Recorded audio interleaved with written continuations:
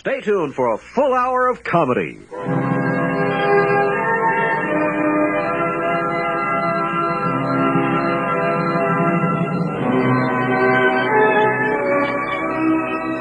Hello there, this is Victor Ives, inviting you to join us for the Golden Age of Radio Theater. This is the show where we turn back the clock so you can relive the golden moments of radio's yesteryear and bring you the greatest radio shows of all time.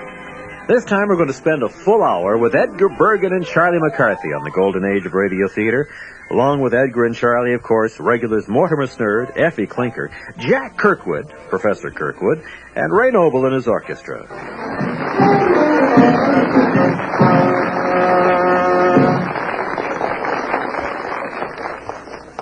Well, good evening, everybody. I guess I have to welcome you to our show. You see, Mortimer was supposed to be here, and... Oh, there you are.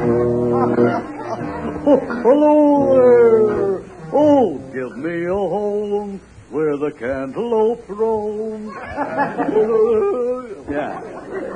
That is you, isn't it, Mortimer? Yeah, it's me, all right. Yes. It ain't hot along castor oil. No, I know it is. Now, I might say it's about time. You know, I've been looking high and low for you. You have? Yes. I asked everybody if they'd seen you. Oh, you did? Yeah. Why didn't you ask me? Yeah, I did. You sure do things the hard way. Yeah, maybe I do. Well, now, what is your excuse for being late? Well, I'll tell you. On the way over here, a fella gave me a lift, you see. I see. And that delayed you? Yeah, it did, yeah. I don't see how. Well, he was going the other way. Oh. And when he let me off, I seen a sign what said Penny Arcade. Oh. So I thought they was giving away pennies. So I went in, and what happened? Oh, I enjoyed myself something awful. Ah, that's good. And then one of them there machines what tells you how strong you are, you know. Yeah, and I tried it. Oh, yes. Well, what did the machine say? Well, it said that I'm as strong as an ox. Strong as an ox. And twice as handsome. Yeah. Yes, I got muscles, all right. Yes, sir. Do they ripple? Only when the wind blows. Yeah, they're flabby. I see them. Well, now, you know, they do have some silly machines in those penny arcades. Yeah. Did you see that one that's called the love meter? Yeah. And it's supposed to register how attractive you are to the opposite sex. Yeah. I tried it. No. Oh, boy. Yeah. Well, what was your rating? I don't know. The machine handed me the penny back. Oh, well, did they have any of those funny convex mirrors? Yeah, I peeked in some of them. You did? Yeah. How did they make you look? Better. Oh, better. I usually hate mirrors. They're so ugly. Oh. I wouldn't say all mirrors are ugly. Well, the ones I look at are. Oh, I see. Well, go on with your story. What else happened to you? Oh, a lot of stuff. Later on, I was just standing there minding my own business, you know. And some kid came along and dropped a penny in my mouth. Is that... I had it open at the time. I said, it's cooler that way. Yeah. Dropped a penny in your mouth. Yeah, and then the thing, you know, when nothing came out, he started kicking my shins. Oh, I see. Only way I could get him to stop was by yelling tilt. Oh, I see. Did you have one of those fortune-telling weighing machines? Yeah, I went for that, too. Oh, I lived here. I got up on one of them things, and then there's a card that came out. Yes. You know, here it is. I got it with me. Oh, let me look at it. It says you're handsome, clever, and very intelligent. Yeah, that's what it says, yeah. Yeah, well, that's the way it goes, yeah. Handsome, clever, and intelligent. Yeah, and it got my weight wrong, too. Oh, I see, yeah.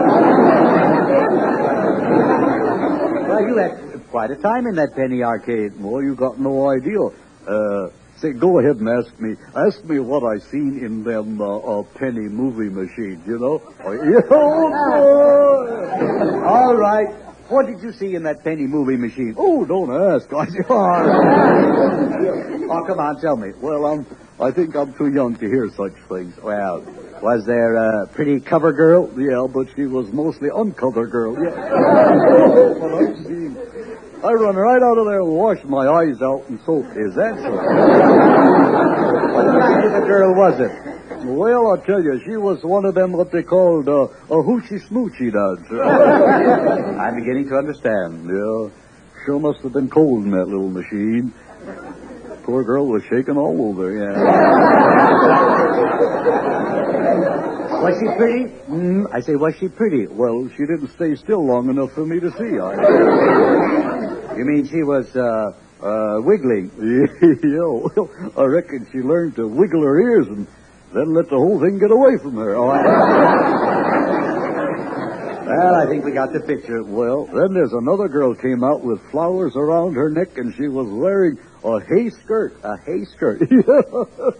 Oh, that must have been something. Yeah, I've never seen anybody pitch hay like that before. Oh, boy. Yeah, and her costume must have been itching a lot, too. She kept trying to shake it off. Is that...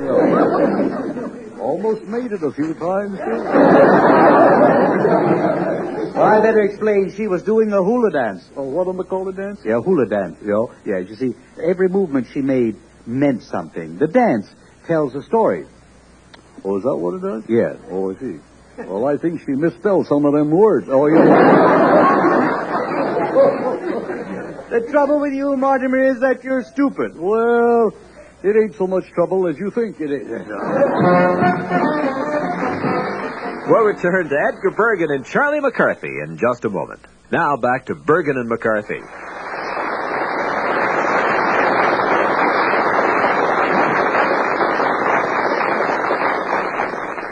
And now, ladies and gentlemen, it is time for the portion of our program devoted to all you do-it-yourself fans. We proudly present our genius of all trades, Professor Kirkwood, and his do-it-yourself department.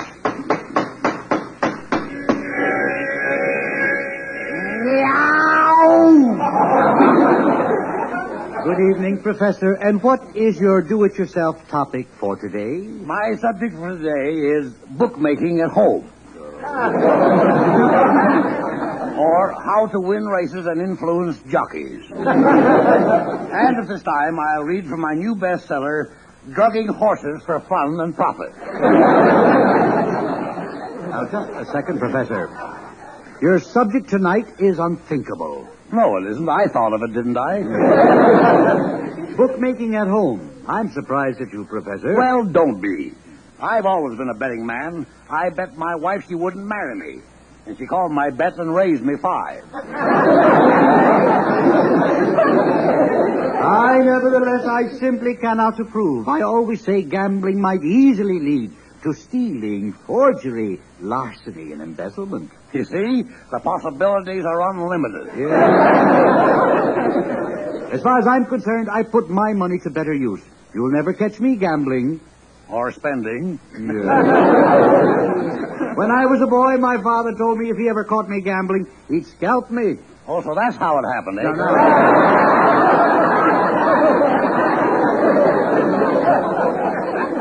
There's no need to add insult to injury. With all your illegal activities, I would think that your parents, they would disown you. On the contrary, boy. In fact, to make sure I find my way home, Mother keeps Father in the window every night for me. You see, he's always lit. Yes, Always lit. Yes. Oh, I'm just a chip off the old stag. Pardon me, chaps, but this gambling conversation interests me. Does it? Yes. You know, my uncle was a racetrack trout. You got that wrong, boy. No. You mean he was a tout. A trout is a fish. Yes. Well, then why do they keep sending him up the river? Oh, I got hooked on that one, didn't I? Now, Professor, even though you have picked a somewhat objectionable subject for tonight, I think we'd better get on with it. Okay. Folks, you just can't go wrong with Kirkwood's home bookie outfit. It includes the names and inside dope on all the horses and how to play them. Just take a look at some of the tips on this page. Here's one. Look out for Persian Rug. He hasn't been beaten this year. Don't bet on Fido. He can't get away from the post.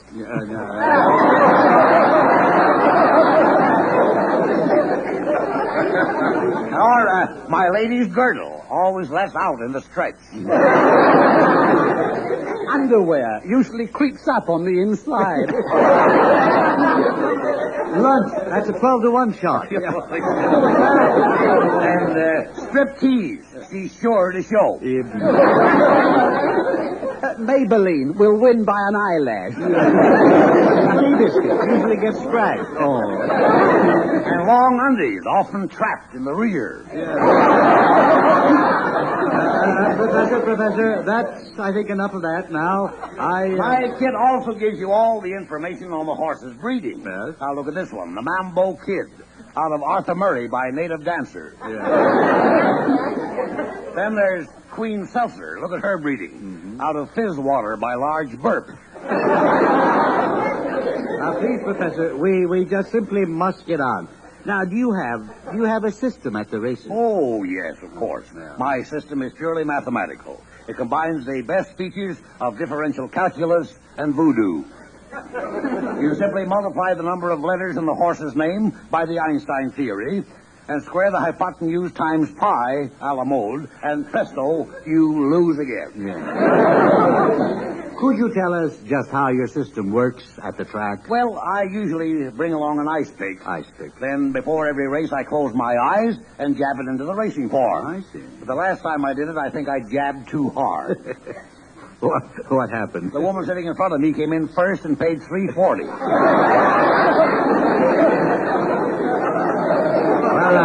Well, that's awful. Yeah, I didn't even have a bet on her. I say, I've got a perfect system for the races. I don't bet any money. I just make mind bets. Mind bets? Yeah. Oh, that's very interesting. Oh, yes. That way you don't lose any money. You just lose your mind. Yeah. And, brother, you must have had a bad day. Professor, our time is almost up. Well, before I leave, there's one warning I want to give our listeners. Remember, as far as racing is concerned, there is never a sure thing. Never a sure thing? That's right, boy. I'll never forget one race. We bribed the judges. We gave our horse Bendadrine shots. There was a battery under his saddle. The other horses were all drugged. The jockeys were all fixed. But we lost. Well, what happened? Our horse got his tail caught in the starting gate.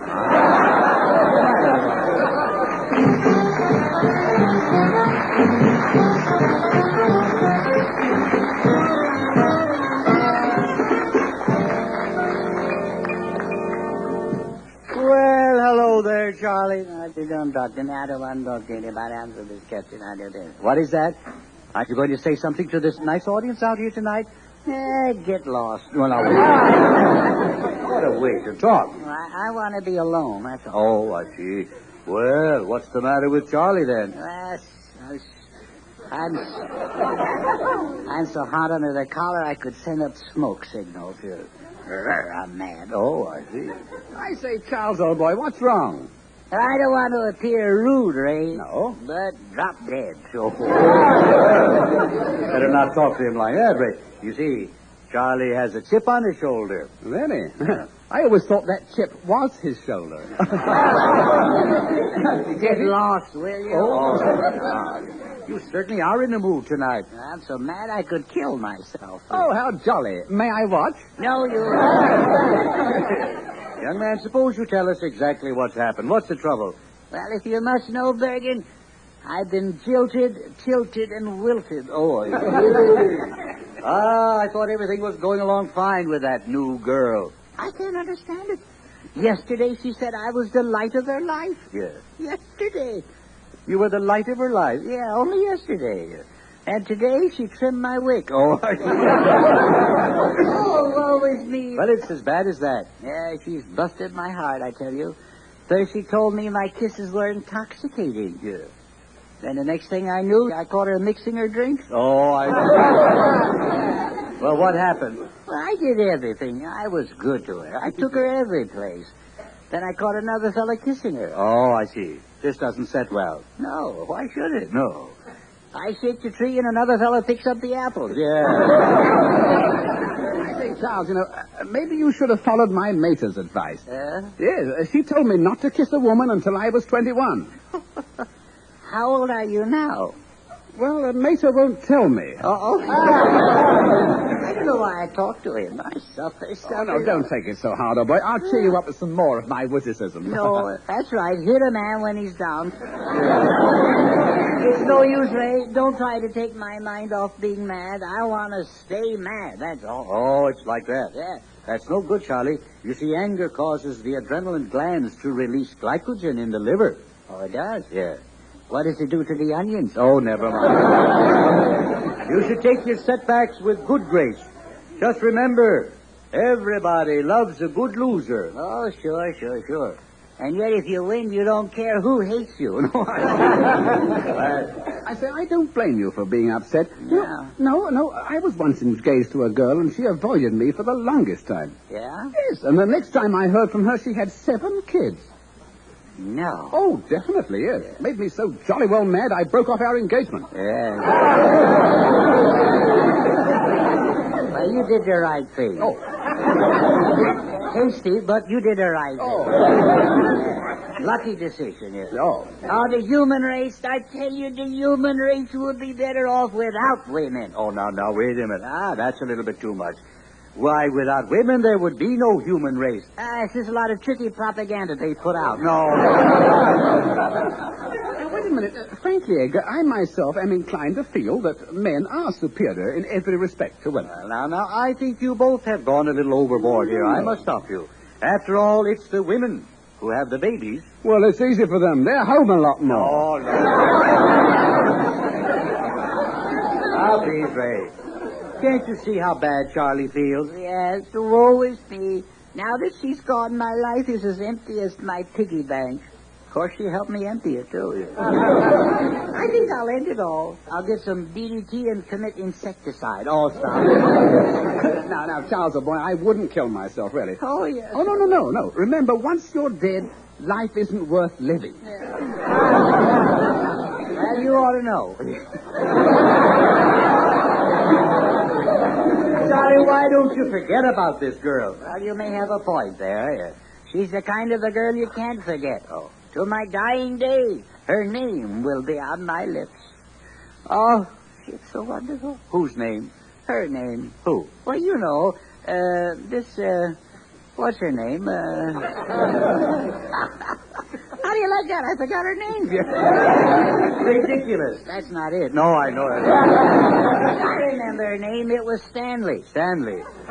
And I was her little steamer. Yeah. But that's all over now. Yes. Well, you should get her out of your mind. Yeah, but once you're right, Bergie. And I know what I'll do. I'll join the Navy and forget all about women. Yes. What branch of the Navy? The waves. Oh, the You couldn't possibly join the waves. I guess you're right. I couldn't even pass the physical. No.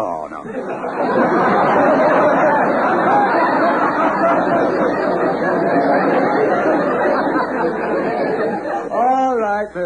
Well, you're not going to join the Navy. No, there's only one thing left. I think I'll run away and join the French Folies Bergère. You mean the French Foreign Legion? You forget women your way and I'll forget them my way. All right.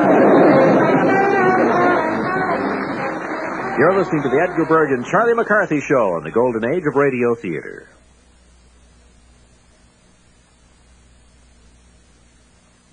Now back to Bergen and McCarthy.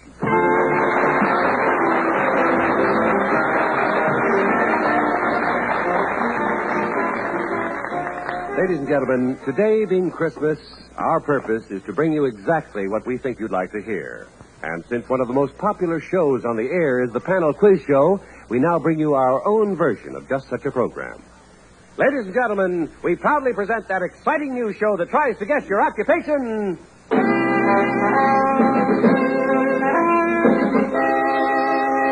What the devil do you do?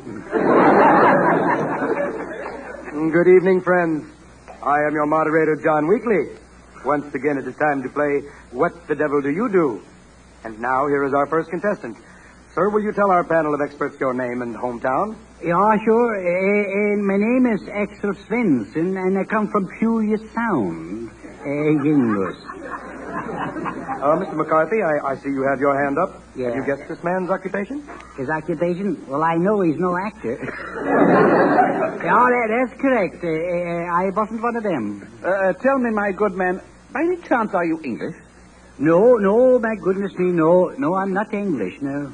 Well, then I don't think it's very important what you do, Frank. Well,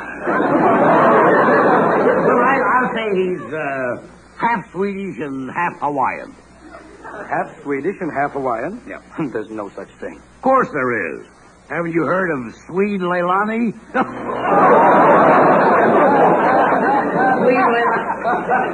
There. How are you fixed for blades? Crosby, I think I'll give you a good sock right in the nose. How do you like that? Them that has gets all. Now, panel, please. As usual, to start off our program, you will each get a free guess at what Mr. Swenson does for a living. Yeah, but let's see if you can guess just what exactly I do. Can you scrutinize what my occupation is? I think he looks like a loser from the medic. That's right. I think he works as a test pilot for garbage disposal. I think he manufactures hot milk tables. Hot milk tables? Yes, for people who can't sleep in the same room as coffee tables. Oh, I Oh, steady, stomach, steady. And that's a lot to steady, too. Keep quiet, you, or I'll blister your varnish. You poor man's Dorothy Kilgallen. Remember, I'm on this panel.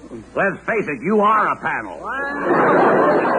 Now look, Rudolph the Red-Nosed Stomach. All I can say Oh, to just you a minute now. Whoa. Hold everything now. Gentlemen, please, gentlemen. As for you Swede with the head that's coming through the weeds. Yeah, well, I've been insulted now. I better go back to Puya Sound. And my job there is in the pewter factory. I make pewter pots. I'll pay you. Good night, everyone.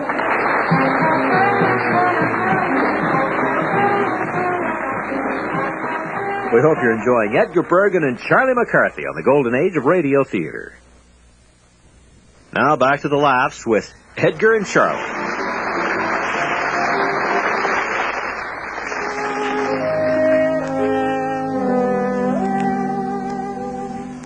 And now, ladies and gentlemen, as a special holiday season feature of our show, we bring you some advice on how to throw a successful Christmas party. Folks, are your guests in pain when you entertain? Is your party a flop because what you serve is slop? Would you like to be known as the Pearl Mesta of Pomona, the Elsa Maxwell of Knott's Berry Farm? Then listen as your many letters and questions are answered by our perennial party girl, Miss Effie Clinker.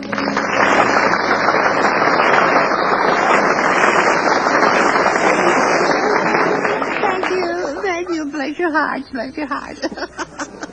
Well, how are you feeling tonight, Mrs. Trinker? Well, I'm fit as a fiddle and still looking for a beau. I see. I'm really a caution. Once I get going. Oh. Yeah. Well, that's a lovely dress you're wearing. No, don't look so surprised. After all, I used to be a fashion queen. Is that so? Uh-huh. You were a fashion queen? Yes, I was voted Miss Loose Foundation of 1912. Is that... I used to have an hourglass figure, too. Is that so? Yes. Sand settled around 5:30, though. Yeah. Well, that is indeed a great honor to be Miss Foundation of 1912. It was then, yes. Yes.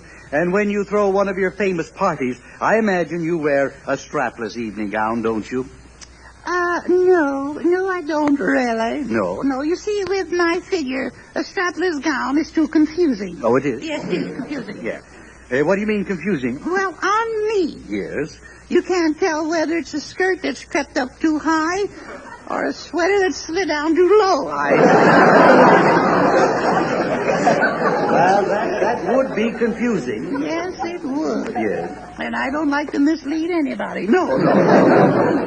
Actually. Yeah. Our topic tonight is party advice. Oh, is it? Yes. Oh, yes, it is, yes. Yes. And one question many listeners have asked is, what is your favorite party game? My favorite party game? Is it thing called television. Television? Yes. What is that? Well, it's like post office, only there's more wrestling. Oh, I see. And then if we get along, we play telephone. Yeah, what's that? Well, it's the same, only better connection. Oh, I see. Now, Miss Clinker, several listeners have written in asking if you approve of dancing at a Christmas party. Dancing by all means. I especially like dancing cheek to cheek, I see. from the head to toe. Yes. Where did you learn how to dance? It was at a rumba club. A rumba club. Yes, rumba club. It was called the Tail Waggers. I was a hostess there. You were a hostess? Yes. And I will say, I was quite a cupcake. You were quite a cupcake. Yeah. Until my raisins started coming loose. I never did learn the rumba. Could you teach me? Well, I could teach you how to rumba, sure. I learned all the rumba movements when I was a kid.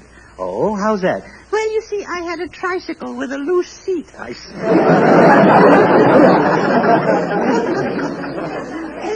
Yeah. Well, I think we'd better get off. Yeah. Miss Clinker, here's a letter from a listener. She wants to know what perfume you usually wear when you throw a party. Well, you've heard of that exciting, spicy perfume called Devastating? Yes, I have. Well, the one I wear is called Hello, Operator, Get the Police. Oh, I see. Well, now, this listener writes, Dear Miss Clinker, does your guest of honor sit on your right hand? Heck no. How am I going to eat? No, all right.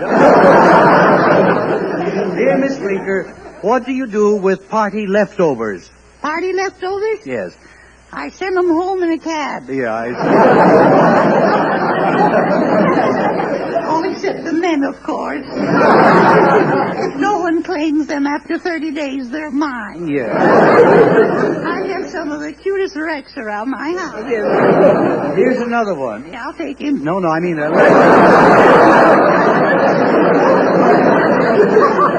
Another letter. Oh. Dear Miss Clinker, do you think a girl should drink around men? No, but then on the other hand, men usually make passes at girls who drain glasses. Yes. I'm surprised at you, Effie. I didn't know you believed in drinking. Well, I don't, but my doctor once told me that before going to bed, I should have a spoonful of cognac in a glass of hot milk. I see. And how is it working out? Well, of last night, I was about 2 years behind on my hot milk. Oh, I 3 years ahead on my cognac. Yeah. Miss Clinker, our time is up, and I want to thank you on behalf of our listeners. You know, to look at you, one would never think that you were so broad-minded. No, yes, I am, really. I may have a Sunday school face, but I have a Saturday night idea. I see.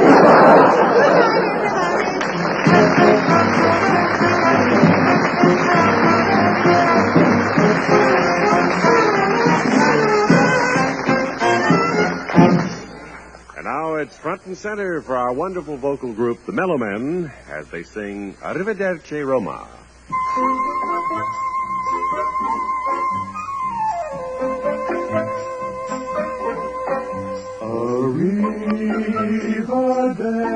Arrivederci Roma. Goodbye, goodbye to Rome. City of a million moonlit places, city of a million warm embraces, where I found the one of all the faces, far from home. Arrivederci Roma. It's time for us to part. Save the wedding bells for my returning. Keep my lover's arms outstretched and yearning. Please be sure the flame of love keeps burning in your heart. Arrivederci Roma. Arrivederci Roma.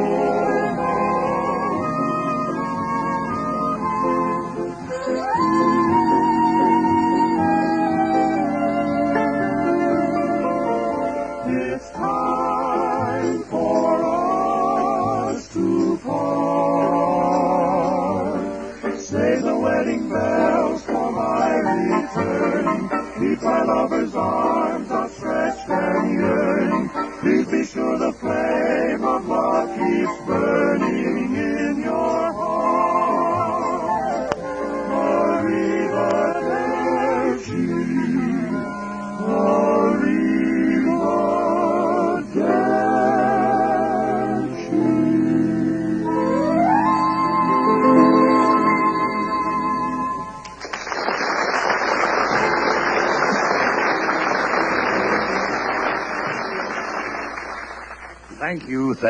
Thank you. Well, Yes. Professor Kirkwood, how is it that you're always in such a happy mood? Well, I owe it all to exercise, boy. What kind of exercise, Professor? Deep elbow bending. Are you inferring that you drink to excess? Oh, I'll drink to anything, boy. Oh, I'm just full of the holiday spirit. Yes. Get it, holiday spirit? Yeah. That was your laden eggnog. I'm afraid it did, yeah. Well, Professor, it is Christmas time, and I guess you're quite busy, though. Oh, yes, indeed. I'm busier than a beaver making a new coat for Liberace. Is. You see, boy, I have to write the poetry for all those Christmas cards. Oh, you write the poetry for Christmas cards. That's right. Oh. Yes, here's a special one I just made up for Jack Benny. Merry Christmas to you and a Happy New Year, too. These holiday greetings come postage due. Very touching. Yeah. And he touched me for 5 when I delivered them. Brother, he's as tight as I'd like to be. Oh, here's one of my personalized cards. Oh, thank you. This year we won't buy a Christmas tree. It's money in our pocket. We'll just give Uncle Herman a couple of drinks and plug him in the socket.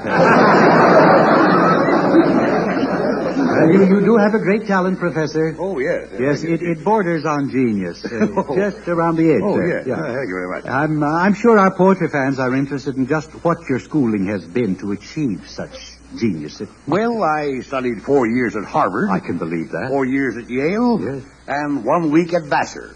What did you learn at Vassar? That I've been wasting my time at Harvard and Yale.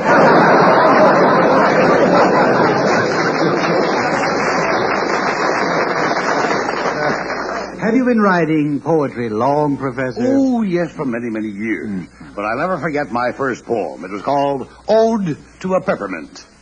Ode to a Peppermint. Yes. That is... It told a very touching story. It was about a one-fingered pickpocket who could only steal lifesavers.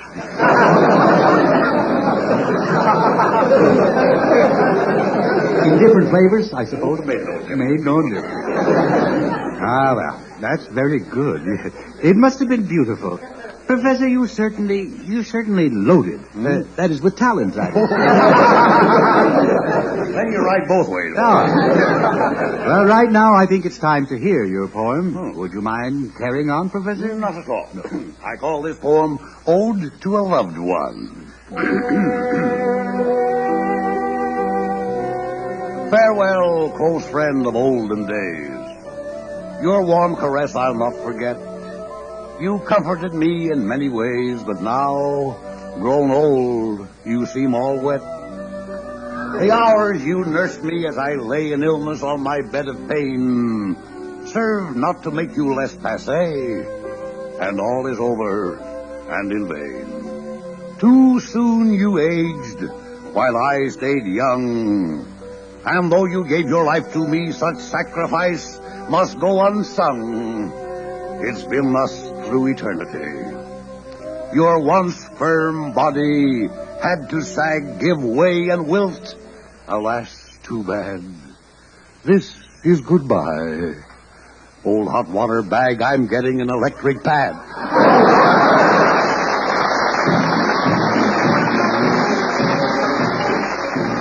You're listening to Edgar Bergen and Charlie McCarthy. Now back to the laughs with Edgar and Charlie. Oh, college days, oh, knowledge days, when midnight oil was burning in those ivied halls of learning, and Plato in his grave was turning in college days. Once again, it is time for the cultural portion of our program. This week, our forum of intellectual titans tussle with the nation's health problem as they discuss the subject, whither medicine. Ladies and gentlemen, Edgar Bergen and his end table.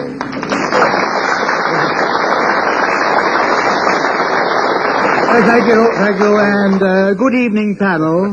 Hiya, Buster. Crazy, Daddy-O. Gentlemen, before we start, there is something I want to say. Well, as the farmer said to the hen, unburden yourself, boy. That's a perfect example of what I mean. Your conduct on this panel is simply terrible. Tonight, I must insist that you watch yourself. Well, I can't do that. And why not? Makes me cross-eyed. Now, let's get on with our topic for tonight, whither medicine. Yeah. Now, I'm sure that we all agree on the importance of increased medical knowledge as far as our health is concerned. Oh, yes, definitely, old boy. Oh, yes. Yes, an uncle of mine's a perfect example. He's troubled with shooting pains, and the doctors don't seem to know what to do with him. Well, take it from me, boy. All your uncle needs is a few shots of bourbon. Bourbon? Will that stop the shooting pains? No, but it'll sure ruin their aim.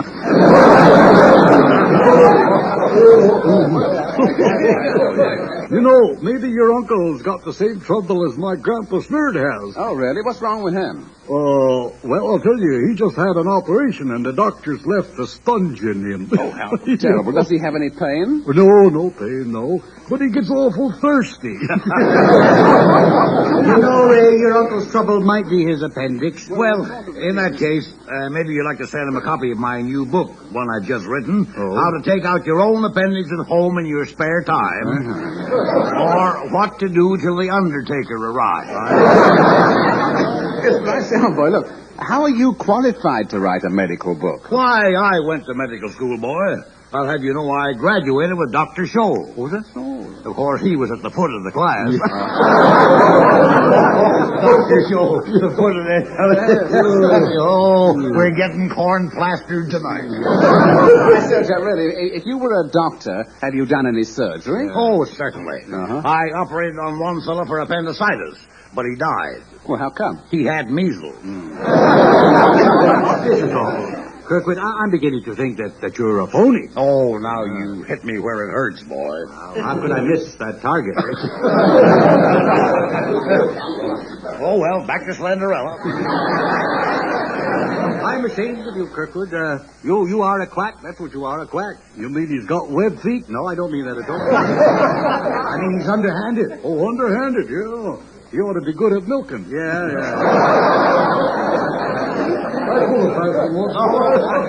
Milk is full of the Let's get on. Say, if you're a doctor, Mr. Kirkwood, maybe you can tell me why I got a stomachache. Well, for a slight fee, I shall be glad to give you a perfunctory examination. Oh, there ain't nothing wrong with my perfunctory. Stomachache. Now, just open your mouth and stick your tongue out. Yeah. Now, further. No, further. Much further. Oh, that's far enough. You want it to come off the roller? Your tongue doesn't look just right. No. Well, it's obvious that this patient is suffering from streptoarterial thromboneurosciatabronchorheumitis. No. There's only one thing to do. What's that? Look it up in the dictionary. I just heard about a new drug. It's called sulfur-thiopeptabenzohydroethermethylodiethylenothermobarbarin. You mean sulfur-thiopeptabenzohydroethermethylbarbarin? How does it work? You really want to know?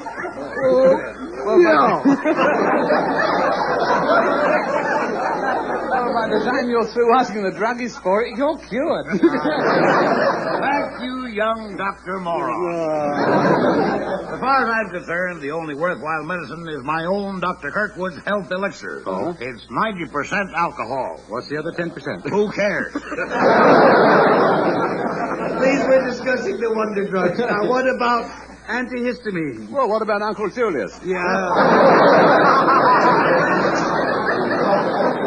I take a side for my medicine again.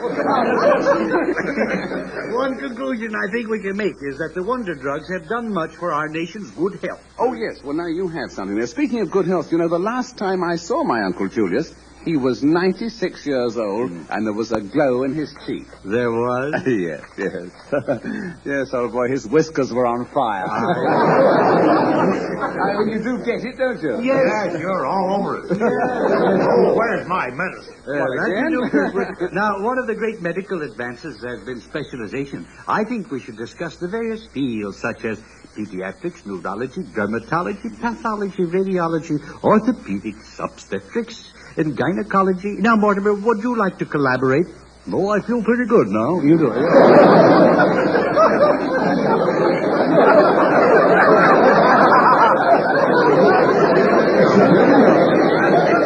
I think that actually most parents want their sons to be doctors. Yeah. Mortimer, what did your mother want you to be when you were a baby? Oh, dry.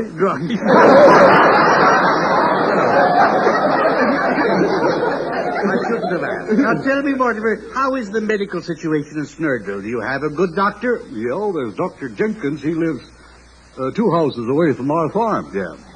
3 houses if you count. Well, it's really just 2 houses. Yeah.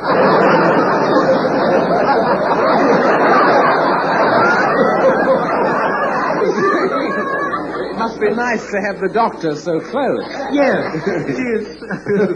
Yes. How about that? Well, especially since I'm going to have a baby. Oh, I see. That's ridiculous, Mortimer. You can't have a baby. Oh, yes, I can. You see this folder here? It says all I got to do is join the Blue Cross, and they do the rest.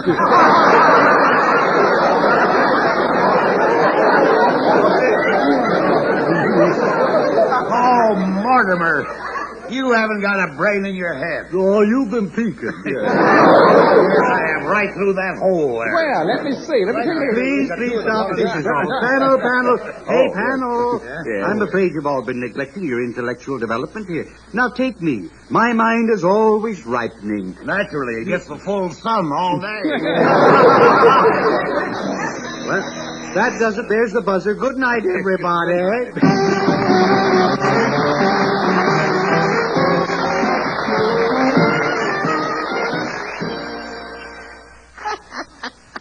Oh, jingle bells, jingle all today. I'd better be nice to Bergen. Christmas is on the way. Oh, how do you do, Charles? Howdy do. Yeah, I say, old boy, I have the most wizard Yuletide joke. Yeah? Yes, all you have to do is ask me.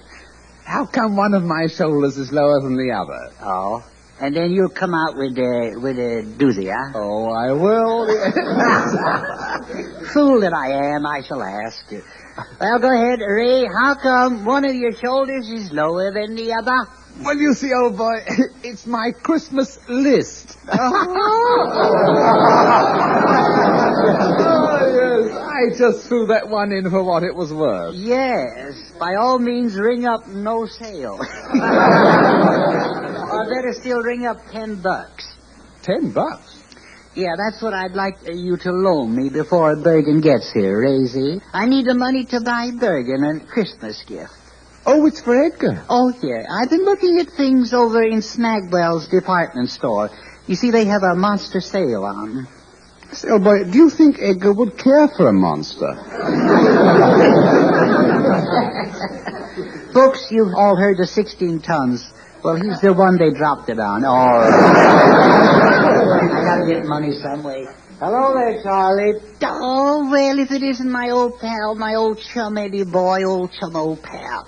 You got color in your cheeks, looking a little younger. Your hair is getting thicker. You look like $1 million.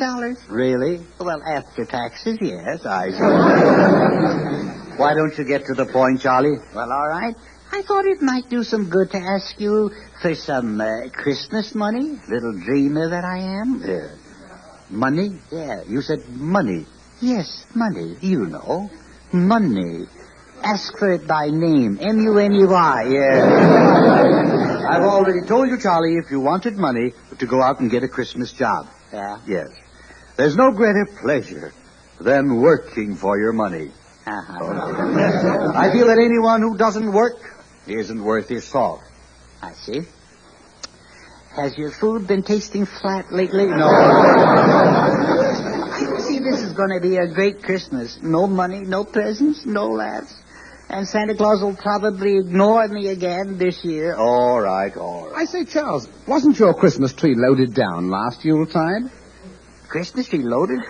You should have seen it. It was as bare as a fan dancer caught in a tornado. All right. Now, just a second, Jolly. Those presents that you got last year, they weren't to be sneezed at. No, to be sneezed in. Nothing but hankies, that's all. But what hankies? They were expensive Swiss handkerchiefs. When I got a cold, I want to blow, not yodel. All right. What a spender. Well, are you going to loan me the money or not, Bergen? Well, of course not. How? No. I think work would be good for you. Yes. If you ask me where the greatest contentment could be found, I'd say in a day's toil. And I'd reply in a pig's eye. All right. When I was your age, I would earn my Christmas money. Oh, come now. When you were my age, Christmas hadn't been invented. Oh, yes. There must be some job you could do to get over the holidays that you can handle. Well, I tried to get a job, and I went to one of those Christmas tree lots, you know. Never again. What was wrong? Some smart aleck offered $2 for me. Oh, I see.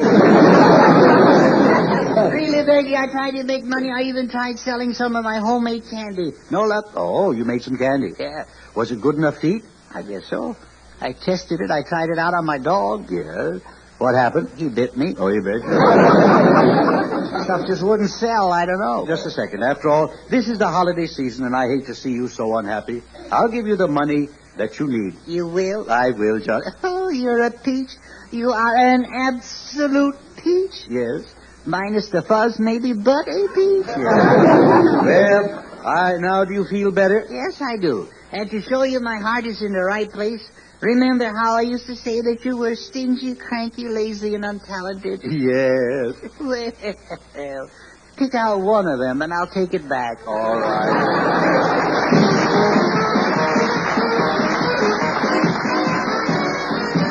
So much for the Bergen and McCarthy Show on the golden age of radio theater. That's great fun. In just a moment, we'll talk a little bit about Easy Aces. I think one of my favorite lines from a character on a continuing series had to be the one from Jane Ace when she was talking about her out-of-work brother, whom she explained hadn't worked for 12 years simply because he was waiting for the dollar to settle.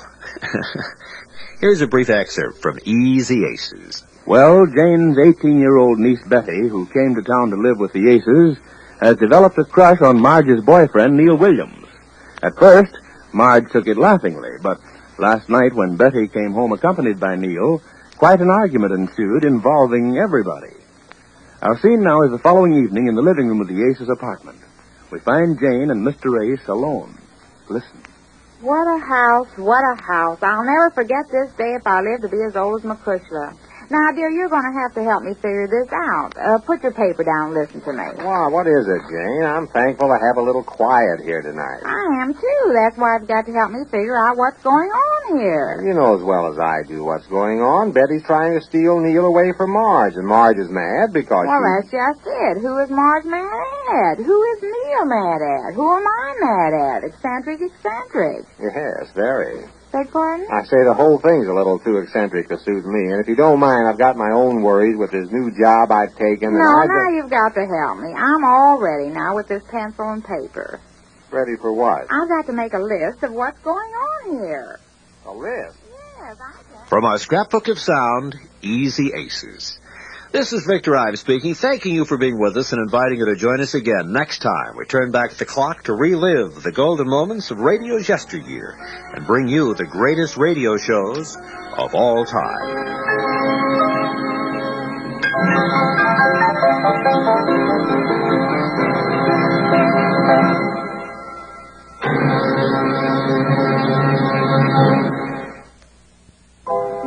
For a copy of today's program, call 1-800-326-0296 and refer to show number 20. That number again is 1-800-326-0296. And remember to refer to show number 20.